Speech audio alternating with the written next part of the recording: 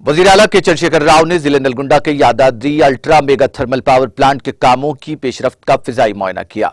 वजीर आला के सीआर के हमरा फिजाई सर्वे में वजीर बरकी जगदीश रेड्डी, महकमे के सीनियर अफसरान मौजूद थे।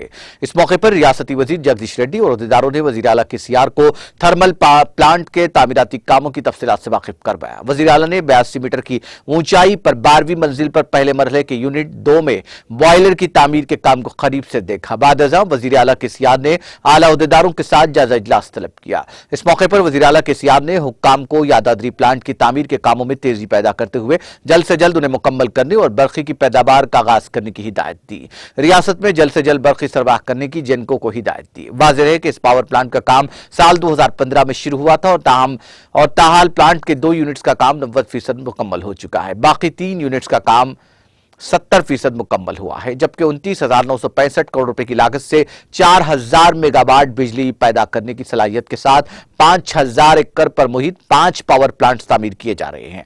इस मौके पर रियासती कानून साज काउंसिल के चेयरमैन जी सुकेंद्र रेड्डी, रियासती वजीर एराबली दयाकर राव, चीफ सेक्रेटरी हुकूमत तेलंगाना सोमेश कुमार, वजीर आला के दफ्तर के सेक्रेटरी समिता सबरवाल, जिनको के सीएमडी प्रभाकर राव, राज्यसभा के अरकान संतोष कुमार, बेलिंगे यादव, रुकने पार्लियामान कोटी रेड्डी, अरकान assembly Bhaskar Rao K Bhopal Reddy, Chirumurthy Lingaiah, S Saidi Reddy, Gadari Kishore K Prabhakar Reddy, B Mallaiah Yadav, Nalgonda ZP chairman Banda Narender Reddy, Yadadri Bhongir ZP chairperson Sandeep Reddy, जिला कलेक्टर विनय कृष्णा रेड्डी के अलावा दीगर मौजूद थे।